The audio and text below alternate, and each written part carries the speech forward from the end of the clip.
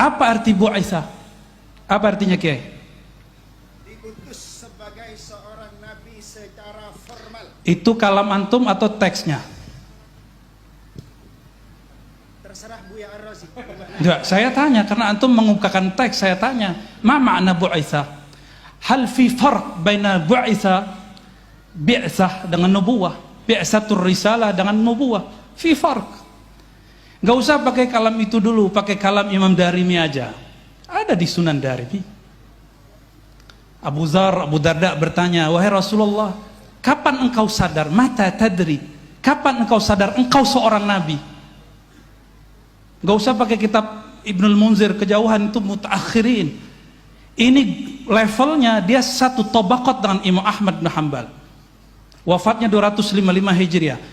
Tetapi Imam Bukhari juga beberapa saat sama-sama berguru dengan beliau.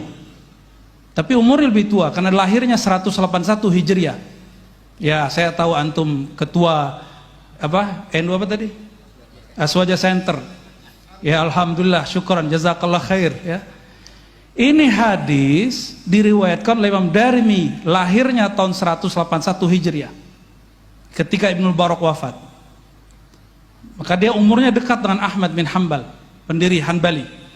Di situ ada riwayat, kapan engkau sadar wahai Rasulullah engkau seorang nabi? Jawaban Nabi sallallahu alaihi wasallam apa? Ketika aku bermain dengan anaknya Halimah, tiba-tiba dadaku dibedah, diambil oleh dua sosok terbang dari atas. Itu beliau sadar beliau seorang nabi. Antum umur segitu sudah sadar belum jadi ketua NU Center? Aneh tanya serius, udah sadar belum? Syai'ani mukhtalifani, dua hal yang berbeda. Antum menyadari sebagai ketua NU Center beda dengan Nabi Shallallahu Alaihi Wasallam. Dua hal yang berbeda.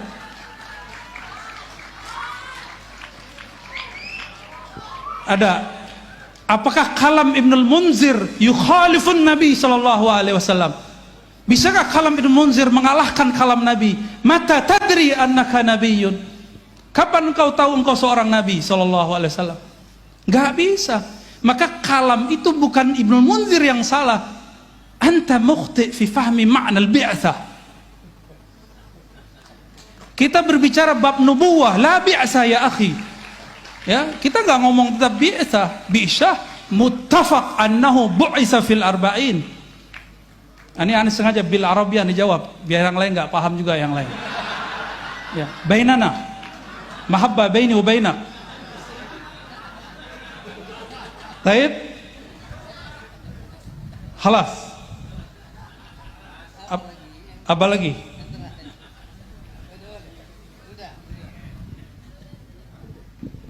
Baik, semakin sore kayaknya semakin seru ini.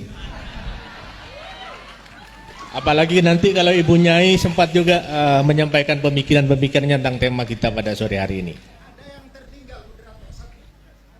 Oh, yang terakhir soal thariqah. Ya, halas.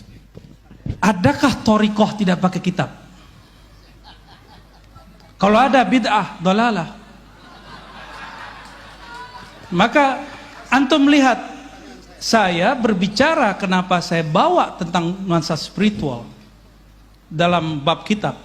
Karena saya menemukan justru kebangkitan rohani spiritual saya ada di dalam kitab.